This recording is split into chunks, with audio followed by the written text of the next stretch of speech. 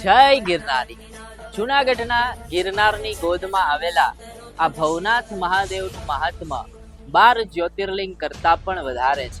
કારણ કે 12 જ્યોતિર્લિંગ કોઈકના કે કોઈકના દ્વારા સ્થાપિત કરવામાં આવેલા છે.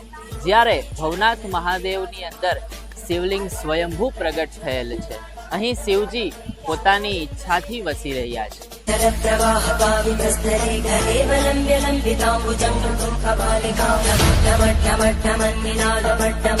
આ મૃગી કુંડની અંદર મહાશિવરાત્રીના પાવન અવસરે મધ્યરાત્રિએ નાગા સાધુઓ શાહી સ્નાન કરવા માટે આવે છે અને લોકમાન્યતા અનુસાર એમાં શિવજી પણ સ્નાન કરવા માટે આવે છે.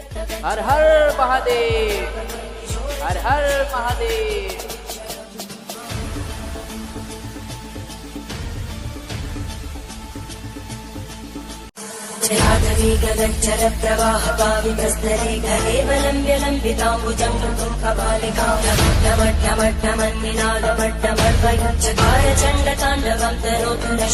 તો મિત્રો, આજે હવે આપણે એક્સપ્લોર કરવા જઈ રહ્યા છીએ જટાશંકર મહાદેવ. અહીંથી ગિરનારની ગોદમાંથી જટાશંકર મહાદેવ જવા માટે 500 મીટરનો રસ્તો અને પછી 500 પગથિયા ચડી અને જંગલની અંદર થોડું ટ્રેકિંગ કરી અને જટાશંકર મહાદેવ સુધી પહોંચી શકાય છે.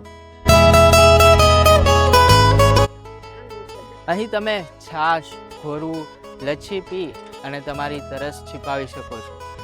એકદમ ચોખ્ખું ગામડાનું છાશ, દહીં અને ઘોરું અહીં તમને પીવા મળશે. મિત્રો, અહીંથી જોવા મળશે તમને ગિરનારનો એક અદ્ભુત નજારો. તમે જોઈ શકો છો રોપવે, જેને આપણે કહીએ છીએ ઉડન ખટોલા, અંબાજી, દત્ત ભગવાન, આ બધા જ મંદિરો અહીંથી તમે જોઈ શકો છો.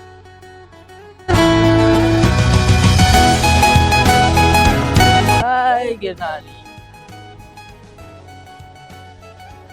શું આપ શહેરના પ્રદૂષણ ભર્યા વાતાવરણથી થાકી ગયા છો? તો આ એક મોકો છે આ ચોમાસામાં પ્રકૃતિની ગોદમાં રમવા માટેનો, પ્રકૃતિ સાથે કનેક્શન બનાવવા માટેનો.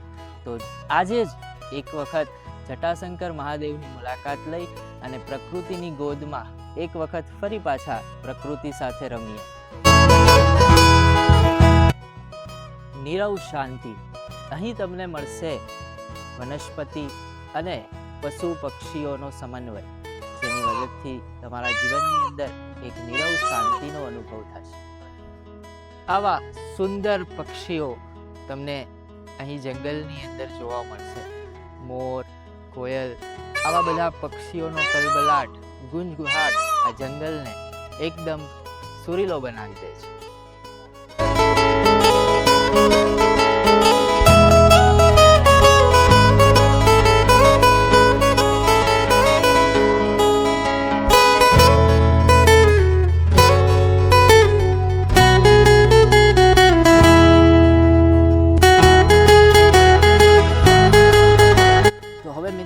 આ 500 સીડી ચડી ગયા પછી અહીંથી થોડા જ અંતરે જંગલના રસ્તેથી જટાશંકર મહાદેવના મંદિર સુધી પહોંચી શકીએ છીએ.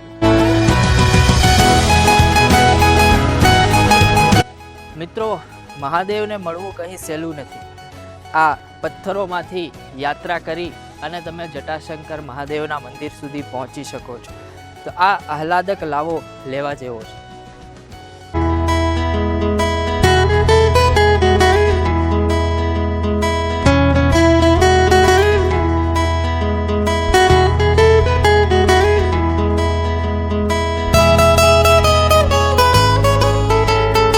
મિત્રો, આપ જોઈ શકો છો વન વિભાગના હુકમથી અહીં ચેક ડેમમાં નાહવાની સખત મનાઈ છે.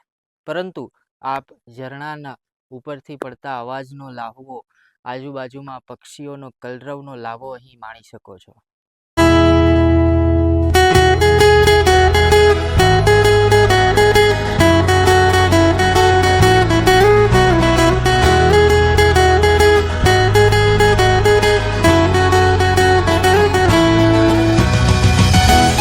जीव जीव में जीवन शिव है, વૃક્ષ વૃક્ષ મેં દર્શન શિવ હૈ.